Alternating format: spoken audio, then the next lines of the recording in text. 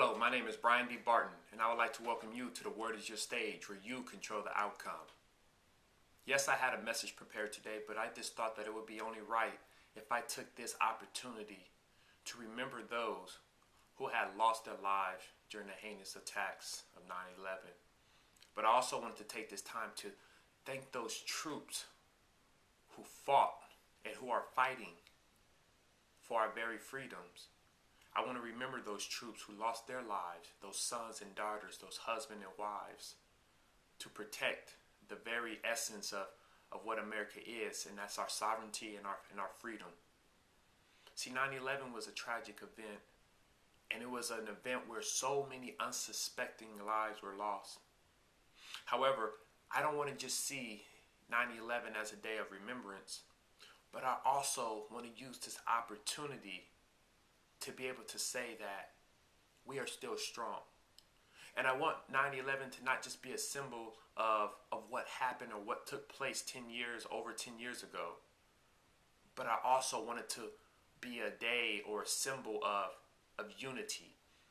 I would love for it to be a day to show how strong as a country we were, to show how we banded together, to put all those past events in history of America to the side and saying, today is the day in which, as a country, we banded together as brothers and sisters and we fought for what is right. I want it to be a day of understanding. I want it to be a day of understanding for different cultures and different times, and a rebuilding process in which we build a better future, not only for ourselves but for our children, to build a better world. It taught me one thing today. It taught me how precious life could be. Because when those events happened, it showed that at any time, our lives can be taken away from us. And we may question. We may have questions to our faith. We may have questions to our leaders. We may even have questions for ourselves, wondering why things like this could happen. But I would like to tell you that we may not know the answers.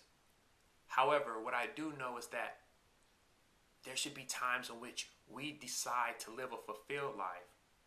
There should be times in which we decide to have an understanding of those people around us. There should be a time in which we make the decision to say, I'm going to take a stand and I'm going to make this world a better place. See, we never know the lives that we can impact, but we never also know the lives that were impacted. See, in 2008, when I was staying in St. Louis, I had a landlord who was like a mother to me. And through our conversations, I had no idea that she lost her son through the attacks of 9/11. And it shows how closely home that it could hit. And at any given moment, you can lose someone in your life. So cherish those moments. Appreciate those people around you. Try to gain understanding from everyone. Because that's the only way we can make this world a better place. We were impacted by some evil events, by some rebels or some people who may not agree with the nature of humanity. However, there are some people who stand for good. There are some people who stand for justice. And there are people who want to make this world a better place.